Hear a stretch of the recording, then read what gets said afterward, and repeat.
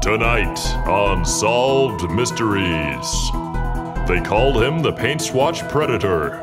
Some called him the Color Wheel Killer, and others knew him simply as Donnie. All the biggest serial killers usually follow some sort of a pattern. In the 60s, you had the Zodiac Killer who would kill based on astrology. Then in the 90s, there was some psycho in Wisconsin who was killing people because they liked the Smurfs. But I've never seen anything like this Donnie Fisher guy, who is going around killing people based on the colors of the clothes that they wear. Donnie Fisher grew up with his mother and father in the picturesque town of Medicine Hat, Alberta. An only child, he seemed like a perfectly normal boy. A little bit quiet, but normal. Donald was a perfectly normal boy. He was a little bit quiet. Yes, he was quiet, but he was perfectly normal.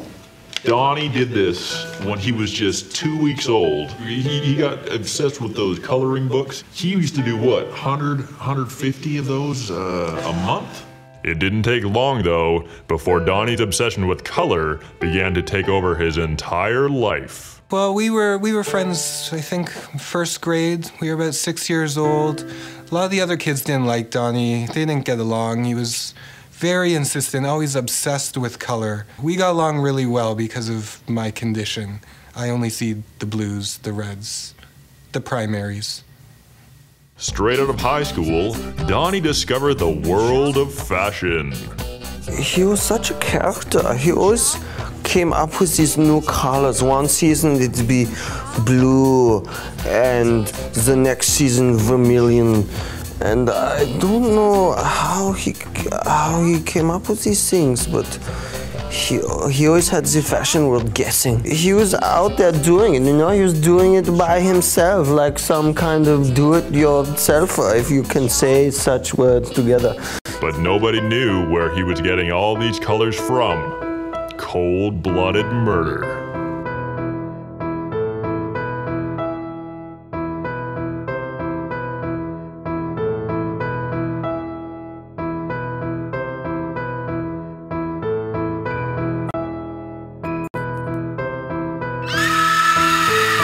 There was a rash of killings right around the time Donnie started to get popular.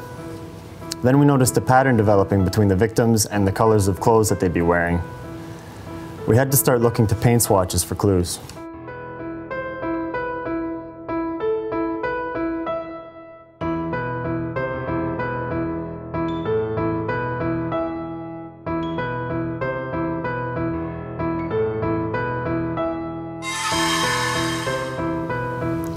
I knew we were going to get this guy.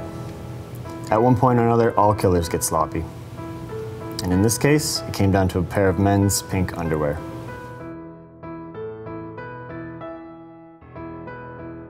By chance, Stephen Thomas Driscoll survived the attack and remains the only living victim of the Paint Swatch Predator. I'll never wear underwear again. When I received my latest copy of Trim magazine, something caught my eye. Pink underwear. Stephen Thomas Driscoll. I knew we had found our man and we had to act fast. We found our guy. Let's go. Clear! Clear! This has got to be it. Fisher, you in there? Showtime! Do it! Do it! Down! Down! Come on! Fisher! Not yet! Get him! We're going downtown, Fisher! It's going away for a long time. After only 1 week of being held in the White Room, Donnie went completely insane. Donnie's famous last words were, "I'm out of here." Then in the spirit of do-it-yourself, he strangled himself. I'll tell you something right now. There's no way Donnie was capable of killing nobody. He was a beautiful creature. God, Donnie. God, I love you. Why, Donnie, why? Donnie, why you leave? Stop the camera. Stop.